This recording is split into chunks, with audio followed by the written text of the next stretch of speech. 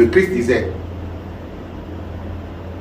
soulevez cette pierre, vous me découvrirez, fendez ce bois, vous constaterez que je suis là. Je suis en train de paraphraser, bien sûr. C'est pour vous dire que même si on n'avait adopté aucune représentation, cette énergie universelle qui est la vie, qui a donné naissance à toute chose, a déjà imprégné tout. C'est pourquoi le Christ, se représentant, je voudrais dire Jésus, se représentant comme le Christ disait, si entre-temps vous fendez ce bois, vous constaterez que je l'ai déjà imprégné en tant que vie. Si vous soulevez cette pierre, vous constaterez que je l'ai déjà imprégné en tant que la lumière universelle. Donc, lorsque je commence donc par accorder mon attention à cette lumière, à cette vie qui déjà, de façon neutre, a imprégné tout, je peux donc le spécifier, c'est-à-dire que je lui donne un nom à travers une représentation qu'il a déjà imprégné et je dis voilà, pour moi, pendant ce temps, fais-moi si. Ça se comprend?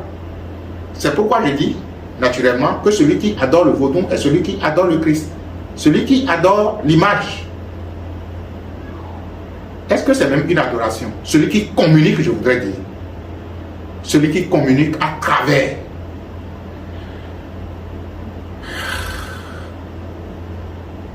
Ce qui a été une aberration ou une erreur, c'est justement parce que lorsque je fais une représentation et que je dis voilà le rôle que tu as joué, parce que en toi, je peux communiquer, à travers toi, je peux communiquer avec une force supérieure et que par la suite, je commence par m'agenouiller à la représentation que moi-même j'ai faite. C'est là l'erreur. Donc, aucun vaudou n'a demandé d'être adoré. Le vaudou est justement un serviteur. Et un roi n'adore pas un serviteur. Un roi entretient un serviteur. Les vaudous demandent à être entretenus et non à être adorés. Il y a une différence entre entretenir et adorer. Donc, lorsque les Africains, eux aussi, ils ont perdu la connaissance parce que ne connaissant pas comment les choses ont été mises en place, on a dit tout simplement que ça se fait. Ok, d'accord, nos aïeux le faisaient, donc nous aussi, on va le faire. Ne faites plus les choses parce que les gens le font. Ne faites plus les choses parce que d'autres le font, je voudrais dire. Ne faites plus les choses parce que les aïeux l'ont fait. On fait les choses de ces aïeux parce qu'on a compris pourquoi ils l'ont fait. Il y a une différence. Je fais les pratiques de mes ancêtres, les pratiques ancestrales. Je ne les fais pas parce que les ancêtres l'ont fait. Je les fais parce que j'ai compris pourquoi les ancêtres l'ont fait. Ce qui veut dire que le premier pas à mener, c'est justement d'aller vers la connaissance. Quel est le principe premier? Quelle est la connaissance à l'origine de telle ou telle pratique? Et dès lors que je comprends, je m'approprie le principe et je le fais naturellement. Mais si je le fais parce que on le fait, je ne comprends pas. Et si je ne comprends pas, je pratique à défaut. Et lorsque je pratique à défaut, je peux être en train d'adorer n'importe quoi sans le savoir. On raconte généralement cette histoire où dans une contrée de l'Asie, il y avait que la population s'est attroupée disons, autour d'une cabane et ils disaient que bon, Dieu est descendu là et qu'ils étaient en train donc de l'adorer. La foule devient de plus en plus grande au fil des jours, je voudrais dire, et le propriétaire de la cabane s'est présenté, entre-temps il était absent, et il a vu une grande foule autour de sa cabane. Il s'est dit, mais qu'est-ce qui se passe? Il s'est rapproché, ils ont dit oui, que Dieu est descendu, Brahman est descendu, et qu'ils sont en train justement donc de l'adorer. Il s'est trouvé du chemin pour se retrouver donc dans sa cabane et a constaté justement que le singe qu'il a mis là, que c'était ce singe que les gens adoraient parce que le singe disait hum, hum, Om, Om. Et comme on disait que dans la tradition, le son Om est le son de Dieu, ils ont dit que Dieu est descendu et qu'il était donc en train de chanter le son Om. Vous voyez jusqu'à quel niveau, lorsque on adore les choses par défaut, on fait les choses, on fait les pratiques par défaut, on peut se retrouver totalement embêté et on peut faire preuve d'idiotie. Ils disaient tout simplement qu'ils étaient en train d'adorer Dieu parce qu'ils entendaient le son Om, Om, Om, Om. Et bizarrement, c'était juste un singe qu'ils adoraient en tant que Dieu. Et quand l'autre leur a dit, mais c'est mon singe, je l'avais mis là parce que j'avais peur qu'il ne s'échappe. C'est pourquoi je l'ai mis dans la cabane avant de partir et je l'ai enfermé. Vous entendez le son, vous dites que c'est Dieu. C'est pour dire tout simplement que le vaudou africain a un code. Et lorsque nous connaissons le code, lorsque nous connaissons l'origine et l'authenticité du vaudou, ce n'est pas une représentation diabolique, mais c'est justement une façon de se faire représenter le non représentable, comme aussi dans beaucoup d'autres religions, les gens essaient donc de représenter le non représentable. Alors, je suis le vaudou. Parce que si je suis Dieu, je suis le premier vaudou. Si vous n'êtes pas quelque chose, vous ne pouvez même pas ériger. Donc, je suis le vaudou. Vous êtes le vaudou. Nous sommes le vaudou. Nous sommes le premier vaudou qui, naturellement, a érigé les vaudous.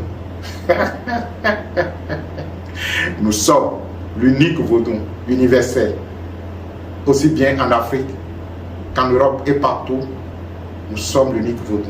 Comme je pourrais dire que nous sommes l'unique Christ, comme je pourrais dire que nous sommes l'unique Bouddha, comme je pourrais dire que nous sommes l'unique Krishna. Les noms ont des significations.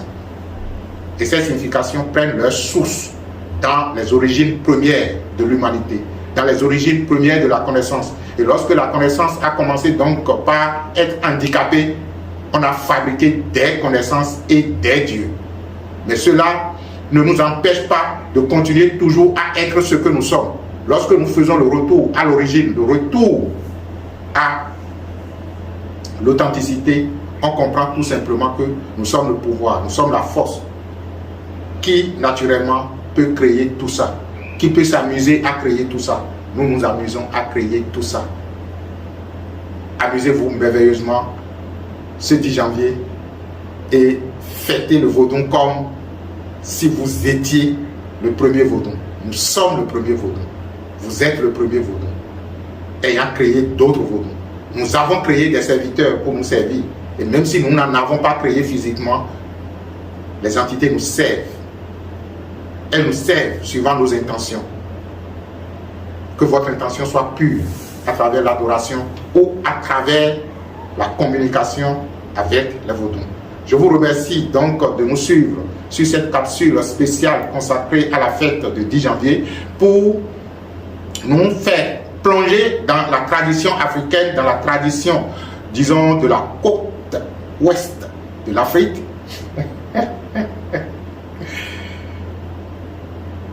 La danse du vaudou, l'accoutrement du vaudou, tout ça doit être décodé, compris, parce que les anciens étaient très intelligents.